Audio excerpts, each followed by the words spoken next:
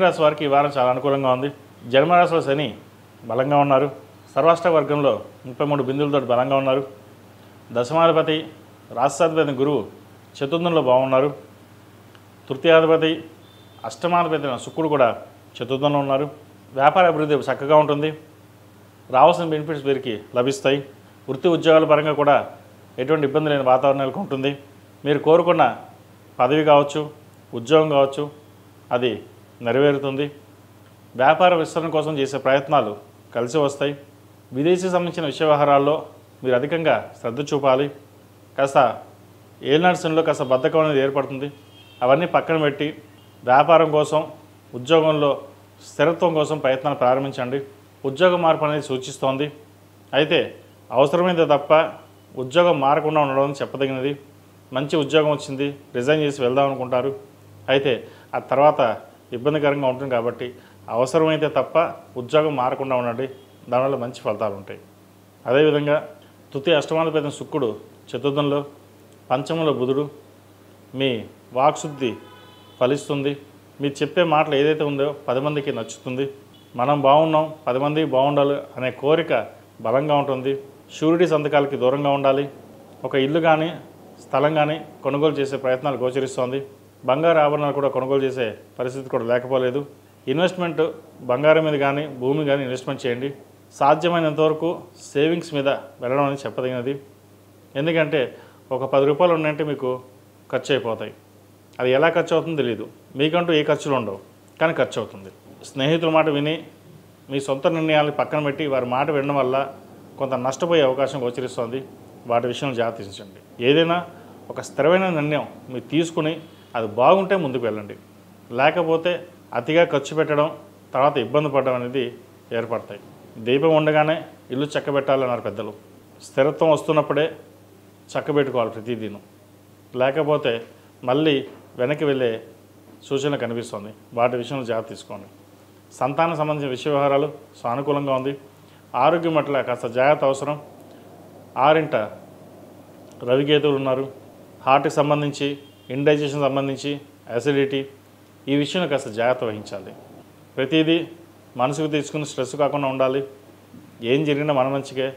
భగవంతుడి సంకల్పం, ఆయన అనుగ్రహం, ఆయన మన తోడుంది. మన పని మనం చేసుకుని వెళ్దాం. ఒకరి గురించి మనకు అవసరం లేదు.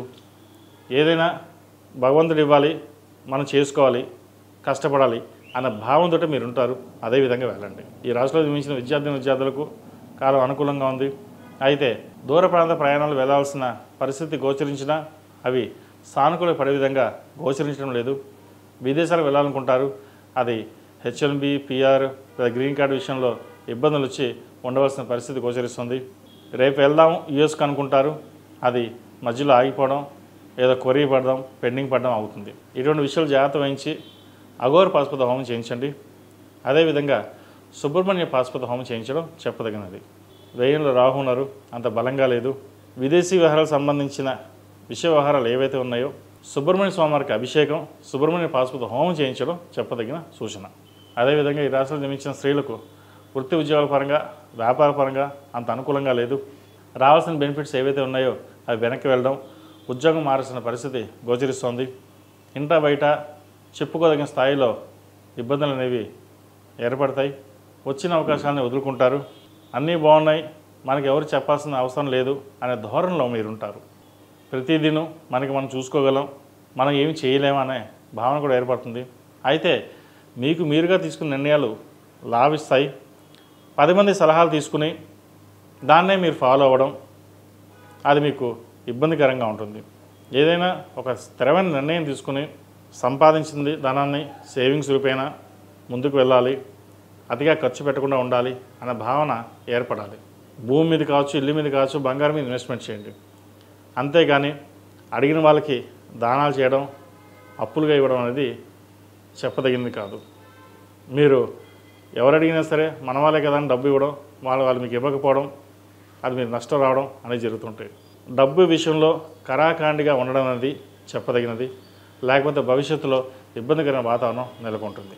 ఈ మీన రాశి వారు ప్రతిరోజు ప్రతినిత్యం శని స్తోత్రం పఠించడం, అలాగే గురు స్తోత్రాన్ని పఠించడం చెప్పదగినది.